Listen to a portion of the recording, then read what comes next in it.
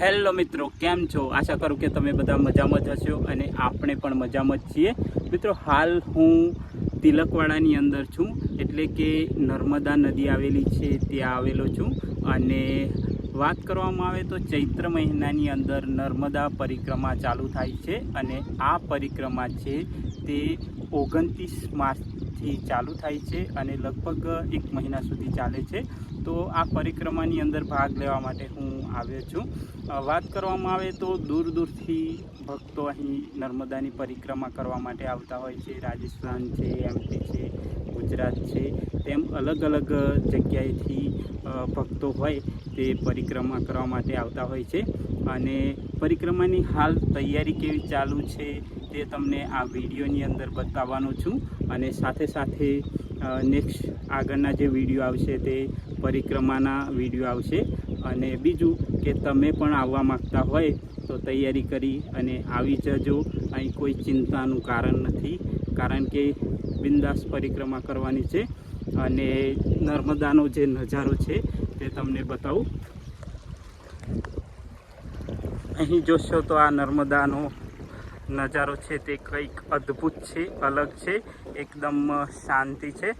અને જો આ બાજુથી પાણી આવે છે અને સામે જોશો તો ઊંચા ઊંચા પહાડો જોવા મળશે.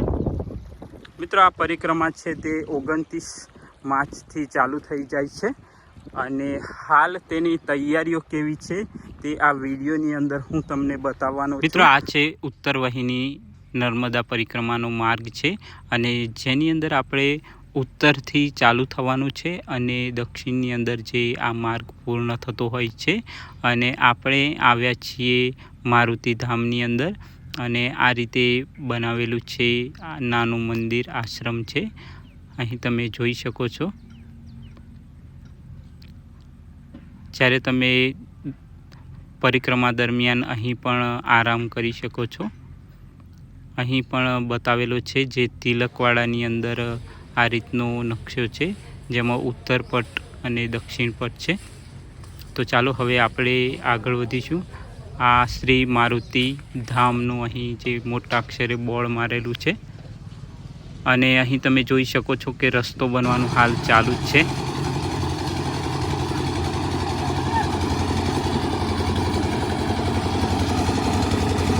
મિત્રો, આ પરિક્રમાનો જે માર્ગ હોય છે તે કેટલીક જગ્યાએ વ્યવસ્થિત હોય છે, કેટલીક જગ્યાએ વ્યવસ્થિત હોતો નથી.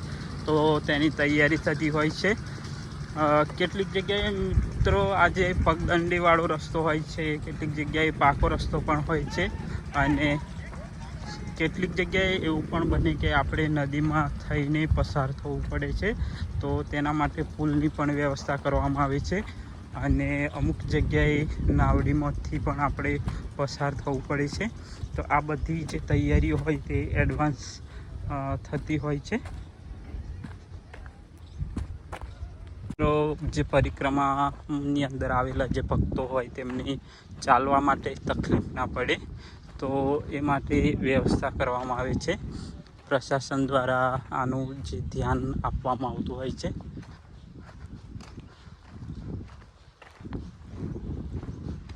બાજુથી પણ પાણી આવે છે, તો એ પાણી આ બાજુ જઈ રહ્યું છે. પરંતુ આ જે રસ્તો છે તે બનાવવાનો જે બાકી છે તે પણ 1-2 દિવસની અંદર બની જશે. તો હવે આપણે આ બાજુ થઈ અને આગળ જઈશું.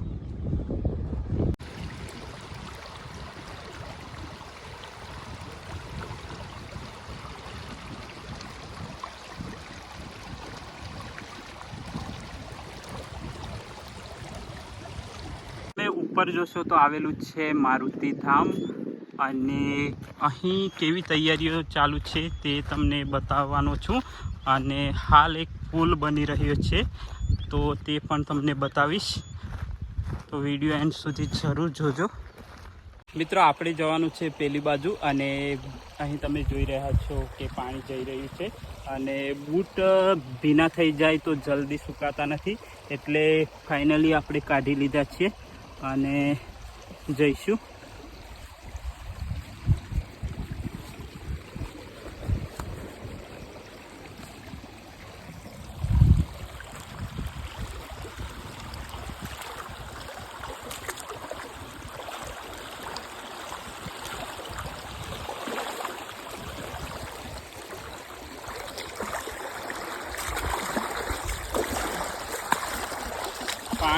વેગ થોડો વધારે છે.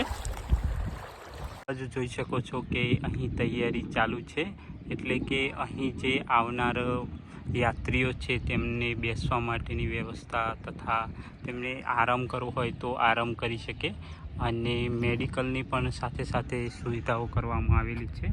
કે એની અંદર એવું છે કે જ્યારે ઉનાળાની અંદર તડકો વધારે પડે છે તો કેટલાકને પ્રોબ્લેમ થાય, માથું ચડે, ચક્કર આવે, તો એના માટે પણ અહીં વ્યવસ્થા થશે. અને આ બાજુ તમે જોશો તો તૈયારી ચાલુ છે.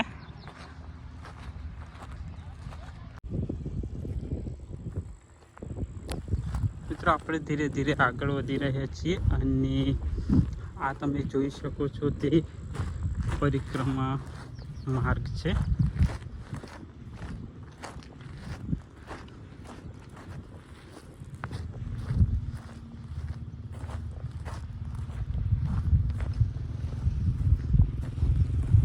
તમે અહીં જોશો કે આ થેલીઓ શાની ભરેલી છે, તો એની અંદર જે આ રેતી માટી મિક્સ છે તે અહીં ભરવામાં આવે છે.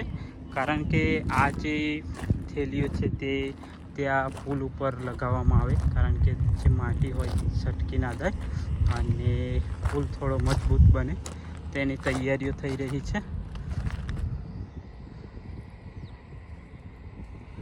એ શાની થઈ રહી છે? પુલ બનાવવાની. એટલે આ માટીને એવું કેમ ભરવામાં આવે? ચાલવા માટે પુલ બને છે. એવું એમ? હા, એટલે આના લીધે છટકી ના જાય એવું હશે ને? હા હા હા હા, બરાબર. હા હા હા, પાછું આનું ફેદી નાખે પછી રહેવા દે આ પુલ? હા, એ વાત સાચી. મતલબ ટેમ્પરરી ગણી શકાય. બરાબર. તમે કઈ બાજુના? હા હા હા, બીજા કેટલાક બહારથી આવેલા, કેટલાક પટના ને એ બાજુથી પણ આવેલા છે ને. નાવડી દ્વારા સામાન લઈ જવામાં આવી રહ્યું છે, અને પુલ કેવો છે તે તમને બતાવું.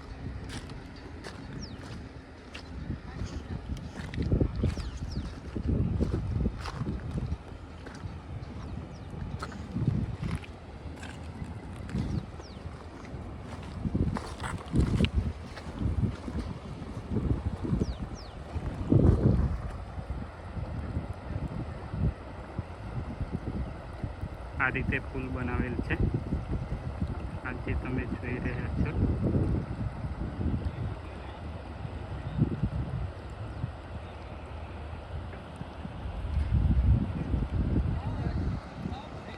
મિત્રો, પુલ બનવાનું કામ છે તે હાલ ચાલુ છે, અને તેના કારણે આવવા નથી દેતા, પરંતુ હું વાત કરી અને ત્યાર પછી આવ્યો છું. અહીં બનવાનું કામ હાલ ચાલુ જ છે, અને કેવી હાલત છે તે તમને બતાવું. આ રીતે કામ ચાલુ છે.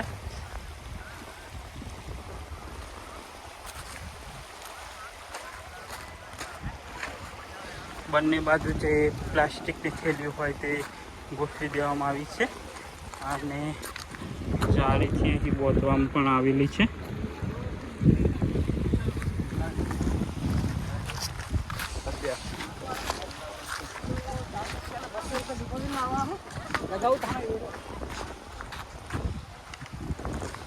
જોઈને તેવું લાગે કે રામ સેતુ બનાવવામાં આવ્યો હશે તેવું લાગે છે.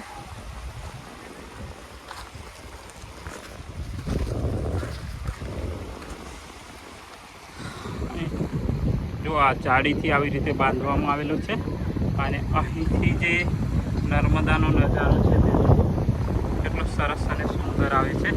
સામે જશો તમને પહાડ જોવા મળશે, અને આ બાજુ જુઓ તૈયારી કેવી ચાલુ છે. તો ચાલો મિત્રો, આપણે ફટાફટ જઈશું પેલી બાજુ, અને પાછા પણ ફરીથી પાછા પણ આવી જશું, કારણ કે આપણે ત્યાં મારુતિ ધામ છે ત્યાં રોકાવાનું છે. અને મિત્રો, જો આ વિડીયો તમારા સુધી પહોંચે તો સબસ્ક્રાઈબ, લાઈક એન્ડ શેર જરૂર કરજો. અને જો તમને પણ મોકો મળે તો જરૂર આવજો, કારણ કે 1 મહિના સુધી આ પરિક્રમા ચાલુ રહેવાની છે. અને જ્યારે તમે અહીં આવશો તો અહીંનો જે તમને અનુભવ થશે તે અલગ જ હશે, કારણ કે અહીં ભાવિ ભક્તો આવતા હોય છે, ભજન કીર્તન પણ થતું હોય છે, સત્સંગ જેવો માહોલ પણ હોય છે. અને અહીં જે નદી કિનારે ફરવાની જે મજા હોય, પ્રકૃતિના જે ખોળે ફરવાની જે મજા હોય તે અલગ જ હોય છે. આ બાજુ જોશો તો આ બાજુ પણ તૈયારી ચાલુ જ છે. અહીં એક ડૂમ પણ બનાવવામાં આવેલો છે, ત્યાં જશું નજીક. અને બીજું કે આ બાજુ થોડી ખેતી કરેલી છે તે અલગ છે, તો તે પણ તમને બતાવવાની કોશિશ કરીશ.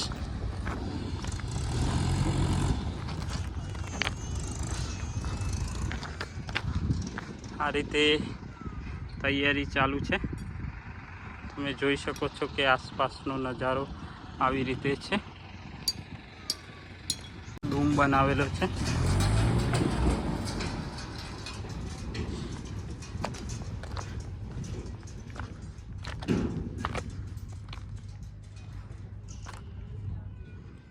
હું ચાલતો ચાલતો છેક આગળ આવી ગયો છું, અને આ જે ખેતી હોય તે શાની છે તે મને કમેન્ટ કરીને જરૂર બતાવજો.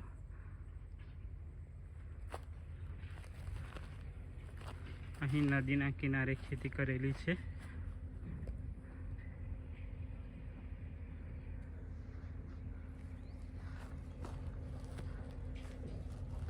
મિત્રો, જો તમને અમારો વિડીયો પસંદ આવે તો અમારી ચેનલને લાઇક, શેર અને સબસ્ક્રાઈબ જરૂર કરજો.